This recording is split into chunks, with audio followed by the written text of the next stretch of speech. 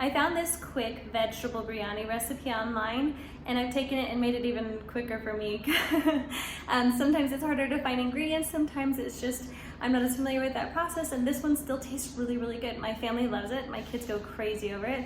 We normally eat it with like a side of some curry or some dal, and it really works out nicely.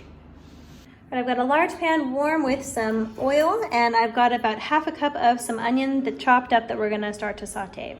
All right, I've got to decrease the heat a little bit because things are coming together really quick. I've got all my garlic and ginger in here. I'm throwing it into my pan. I'm gonna get this nice and warm. Okay, next we're going to be adding in our spices. I've got half a teaspoon of some turmeric. I've got half a teaspoon of some cinnamon. I've got 1 teaspoon of some cumin. And finally, 2 teaspoons of some coriander. Stir it all up and heat it. And then we've got a few more to do. All right, next we're gonna add in 2 bay leaves. And then we're gonna add in 4 cardamom cloves. And I like cardamom pops, and I like to kind of smash them open because I really like that flavor and I like getting it all over. Last 2 cloves of clove. Okay, we're getting this all warm again.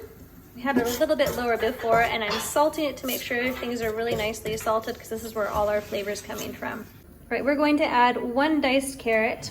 We're going to add 1 diced yellow pepper, and then about half a cup to a cup of some green beans that we've also diced up. I keep these in the freezer and prepare them. All right, we're going to saute this up until they're all about half cooked, probably about 5 minutes.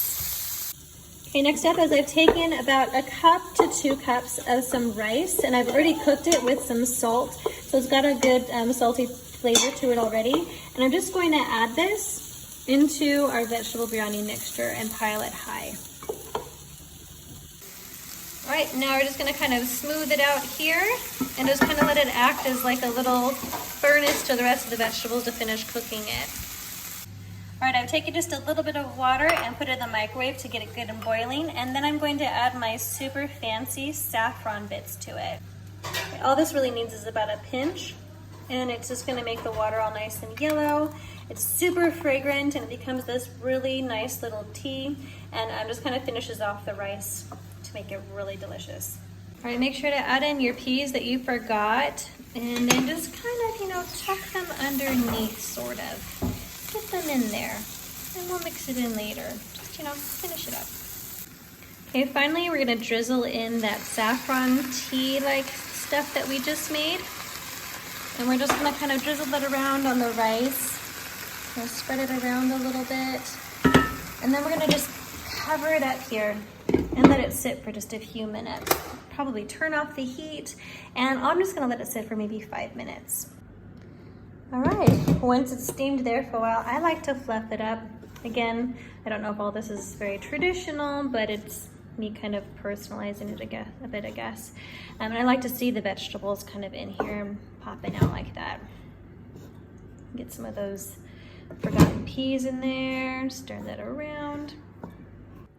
Sprinkle on some cilantro, just like a tablespoon. It's nice and pretty.